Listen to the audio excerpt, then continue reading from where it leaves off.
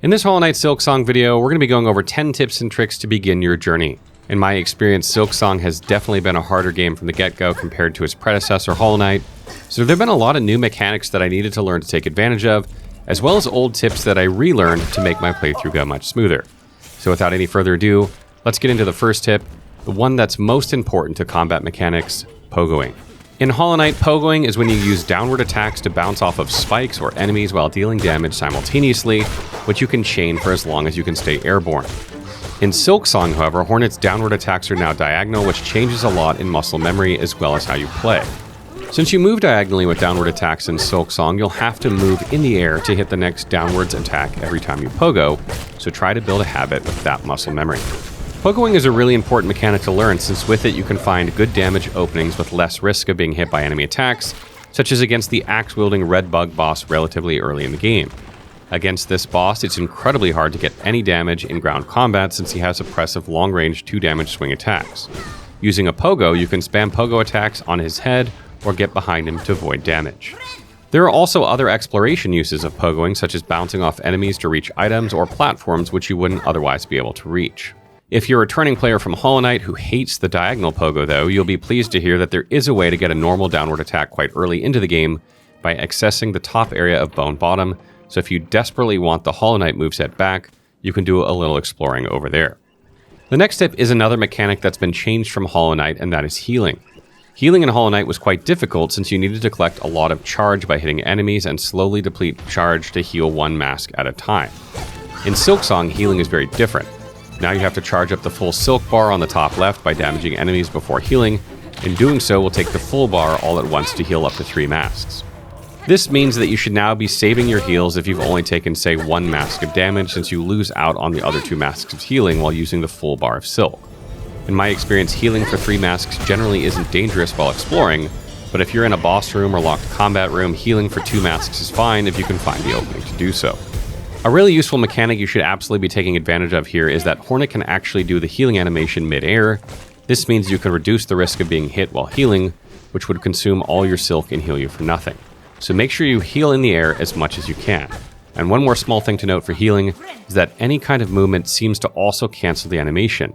If you heal on a ledge that breaks, your heal will be completely cancelled, so be careful about that. Moving on from combat to exploration, my third tip is about the Cartograher Shakra. For the first 30 minutes or so of gameplay, make sure to save the rosary beads you find to buy out most of Shakra's shop once you meet her in the Marrow. She'll sell you 2 maps, a compass, a quill, and some pins. The pins you can ignore for now, but the rest of the shop is essential for your playthrough, so buy them right away. The maps will give you a rough guide on the areas you explore, and the quill will slowly fill it with more details, while the compass will show you exactly where you are on the map.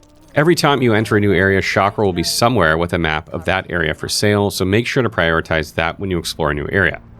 Note that you must equip the compass in your tools to have access to your location on the map. Tools are items which you can equip on Hornet from any bench, with each tool having a certain color that fits into Hornet's yellow, red, and blue tool slots. To see where you are on the map, you'll have to equip the compass in the yellow slot for the foreseeable future, and you will unlock more slots as you progress, so I recommend just keeping the compass on for basically the entire game, since exploration is one of the core aspects of Hollow Knight Silksong. Next up is a pretty small but very useful tip, and it's if you ever find yourself locked in progression because you can't find a certain traversal skill, what you need to do to unlock the new traversal skill is you need to find the Weaver Shrines, which will grant Hornet special new powers. You can actually see exactly where these are if you buy Shakra's maps by looking for a large pillar-like object with antennas on the map of any area. Even if you haven't mapped the area out with a quill, it will be indicated with the symbol resembling the King's brand from Hollow Knight. Moving on from the Cartograher, my next tip is about buying those pins and keeping a lookout for certain signs in the world. There are a few types of pins you can buy from the Cartograher, either POI pins or custom pins you can put on the map yourself. The basic POI pins for benches or fast travel stations are a priority, since you need to be able to see the benches to see where you can save and the fast travel points to see the best way to get around the map. You should buy the custom pins as soon as you can right after, as you'll be using these markers to remind yourself of areas of the map you cannot explore. For example, early in the game you'll find quite a few areas you cannot access without some kind of wall climbing skill. You should be marking these areas every time you find one, so that later on when you get the related skill, you can come back for the loot in that area that the path unlocks. This way, you're also much less likely to get lost on where to go at that point in the game, in the case that you need to backtrack to progress. On a side note for this tip, you should also keep a lookout for environmental signs in areas you explore. For example, literal signs pointing towards a station or bench, the chakras on the floor, and the singing when you're near chakra in a new area. You can also sometimes hear items like mask shards or tools on the floor with a glowing sound effect, so keep your ears open while exploring as well. My next tip for environmental interaction is to hit everything whenever you're out exploring. There are tons of hidden breakable walls and even some walls that you can walk right through. If you can hear an item in your area but you cannot find anything out in the open, there's a high chance it's hidden behind a hidden wall you'll have to break somewhere. Sometimes, though, items may be locked behind a gate or doorway, which can only be unlocked by finding a lever or finding a way around. There is a new hidden wall in Silksong, which looks like a lava fissure in the wall. Hitting these will explode the wall and let you enter some hidden room, but do be careful that sometimes this can be a trap that will explode and deal damage to you. Next, I highly recommend frequently visiting the merchant bug back in Bone Bottom who sells Rosary Strings. This is a very important mechanic some people may miss out on since it's not immediately clear why you would buy rosaries with rosaries. But buying these Rosary Strings, you can store the rosaries in your inventory to be used later instead of on Hornet for the cost of 20 rosaries. This is incredibly useful because when Hornet dies, she drops all of her rosaries, and if you die before collecting them from the cocoon she leaves when dying, you lose them all. Everything in Farloom is incredibly expensive, such as benches costing 30 rosaries to open, fast travel points costing upwards of 100 to open, and someone's shop costing 30 to even get inside. So I highly recommend going to the merchant whenever you get enough rosaries for 2 or 3 strings to make sure you save all that currency before you die. You can find rosaries throughout areas in the form of breakable strings, but there are some farming spots you might want to check out if you need some urgently. The earliest area is in the Moss Home area where there are pilgrims that will drop rosaries. Go through that area until you loop back into the Marrow where there is a bench next to a lever. From here, go out and defeat the 2 pilgrims, then drop down and go right to defeat 3 more pilgrims and loop back to the bench. If you can, buy the Magnite Brooch to collect rosaries more easily. Next up is a tip regarding the new wish mechanic, the quest system of Silksong. I think it's really easy to forget about side quests in this game since there's just so much to explore, but they give some really useful rewards that can help you out on some of the tougher bosses. Rewards range in value, but it can go from rosary necklaces to slottable items and even memory lockets, which can expand the amount of crests Hornet has, and thus the amount of items she can equip. So make sure you frequently check the side quest board in Bone Bottom and clear the quest before you forget and get a huge backlog. The next tip I have for you is parrying, which was also a mechanic in the original Hollow Knight.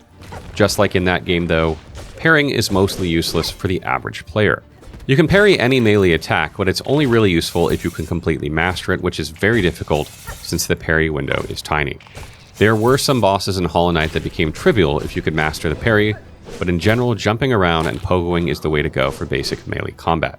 That being said, that's only true for melee attacks. Parrying ranged attacks is something you should absolutely try to do consistently. Parrying ranged attacks will reflect it back in the direction you're facing, which you can aim back at the enemy for some nice damage. For my last tip, it's more of a recommendation if you find yourself struggling to get through the early stages of the game, and that's finding the dash mechanic. The dash mechanic is something you can unlock within the first hour of the game if you bum rush it, and it's exceptionally useful against bosses or for making your exploration a lot faster. If you're specifically stuck on the axe-wielding red bug boss, this skill will make it a lot easier.